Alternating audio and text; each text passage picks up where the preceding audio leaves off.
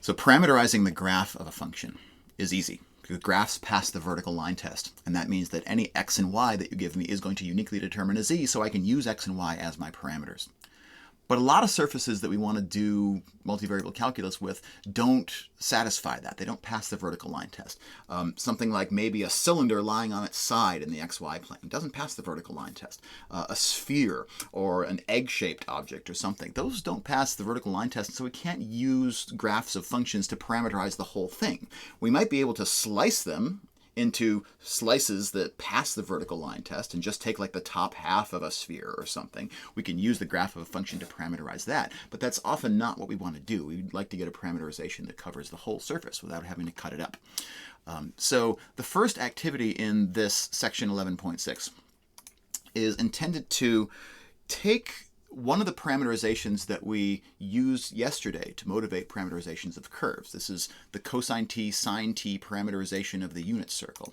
And try to soup up this parameterization so that we can basically add one more parameter into this to take that parameterized curve and kind of stretch it out so that it can parameterize a surface.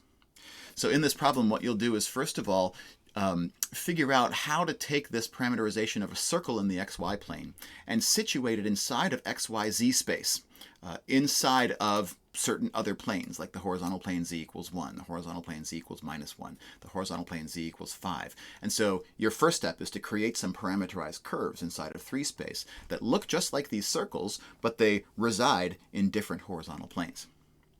And then in part D, the idea is to take that number that's on the right-hand side, that value of z, the height of that horizontal plane, and make that height my second parameter to create a parameterized surface.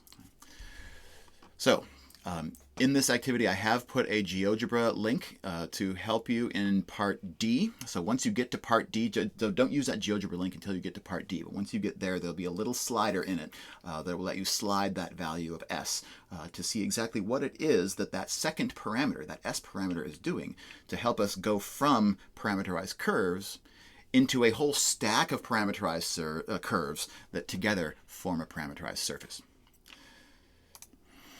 All right, so you figured out that if we want to parameterize these circles as residing in various horizontal planes inside of 3 space, all we have to do is just set that xy parameterization into the xy coordinates of our 3-dimensional surface, and then just set the z coordinate equal to whatever constant we wanted to describe the horizontal plane, which is how far above or below the xy plane that we might be at that point.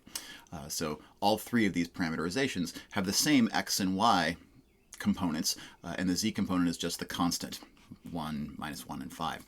And so then you figured out that as that constant varies, all that we're doing is just placing this circle at various heights. And so if we let that height, if we let that S be a parameter in its own right, then it's going to stack up all of these different parameterized curves. All of these circles are going to stack up together to create what you called a cylinder. If S ranges from -5 to +5, then that cylinder is going to extend all the way up here, right, to 5 units above the xy plane, and it's going to go all the way down to -5, so it's 5 units below the xy plane.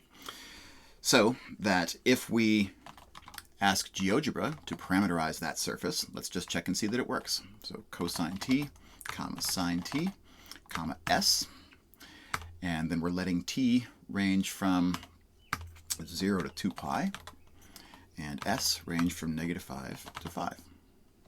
Yep, there it is. There's our surface from -5 up to +5. So it's a cylinder, and its cross sections are circles, and those circles are radius of 1, because our cosine t, sine t parameterize the unit circle. So it's a cylinder of radius 1 and of a total height of 10, right, which is centered on the z-axis, going up and down this way. So one of the reasons that I really like this as an introductory activity to parameterized surfaces is it also gives me an opening to talk about different ways of using parameterization as a way of describing not just a surface, but as a way of describing the entire XYZ space put together.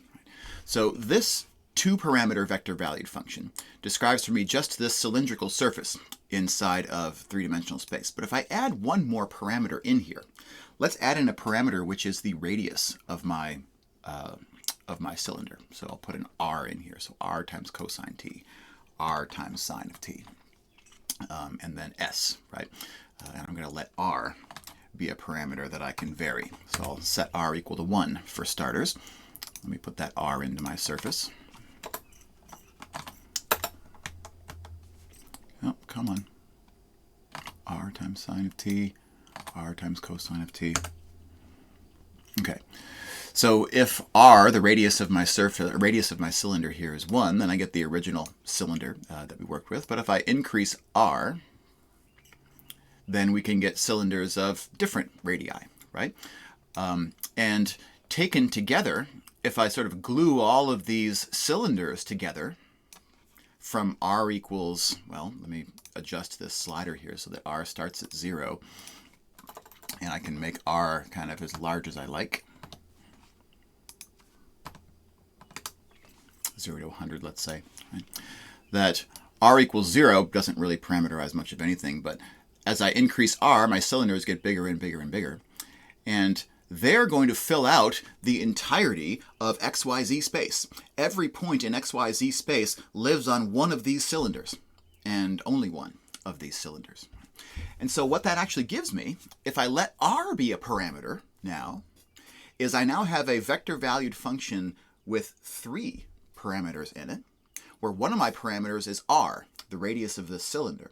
Another of my parameters is t, which is the parameter that parameterizes this circle. Remember, t was an angular parameter, right? The different points on my unit circle were differentiated by their angles. And then my third parameter, s, was just telling us the height. In other words, s is just telling me the z-coordinate, right? And so what this is saying is that we can actually parameterize the entirety of three-dimensional space using the radius of one of these cylinders, the angle along that circle, the circular cross-section, and the height. So what it gives us is a whole new system of coordinates for three-dimensional space.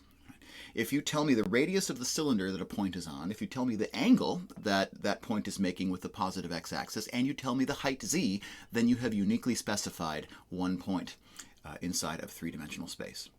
And we call that new system of coordinates, perhaps not surprisingly, cylindrical coordinates. So in cylindrical coordinates, what we're really doing is we're setting down polar coordinates on the xy plane. So the radius of a circle, let's just start from back here, right?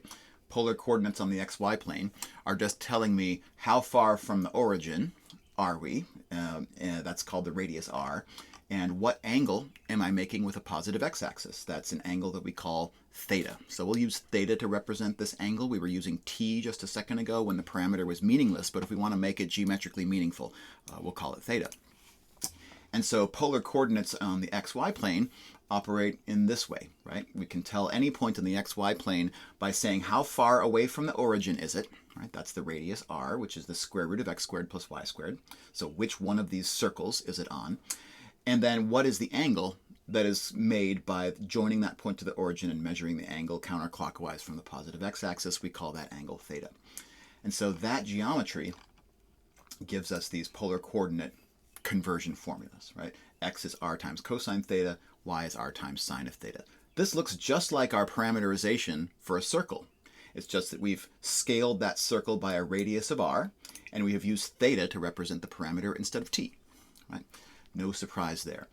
And we can go the other direction as well. If we know how far away from the origin we are and what angle we're making, we can recover the x and y coordinates just by taking r, the square root of x squared plus y squared, and the tangent of theta being y over x. So for that, we're just using the fact that we have a right triangle here that's formed by an angle of theta, where the opposite side is the height y and the adjacent side is the width x. And so opposite over adjacent gives us the tangent of theta. And so if we just take those polar coordinates and we stuff a z on them as well, what we get is cylindrical coordinates in xyz space.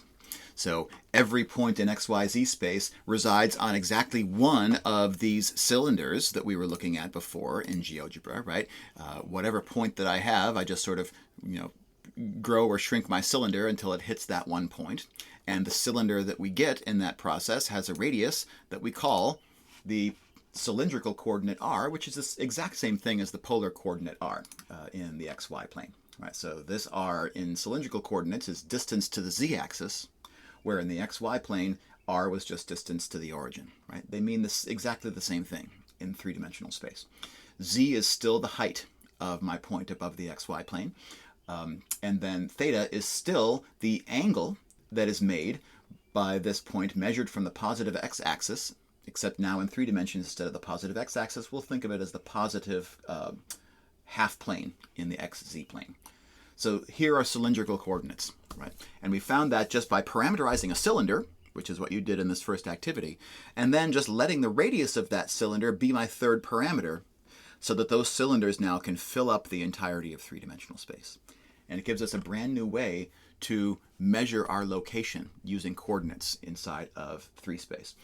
And so to convert from rectangular back and forth into cylindrical coordinates, the x and y coordinates transform just like polar coordinates do, and then the z coordinate doesn't transform at all because it means the same thing in cylindrical coordinates as it did in rectangular. So particularly as we get later into the course and we start wanting to do calculus in 2 and 3 dimensions that involves surfaces that have cylindrical type properties to them, using cylindrical coordinates will make some of those calculations go a lot easier at the end of the day. So not only can we parameterize surfaces, we can parameterize the entirety of 3-dimensional space, but we call it something different. We call it coming up with a new system of coordinates for our space.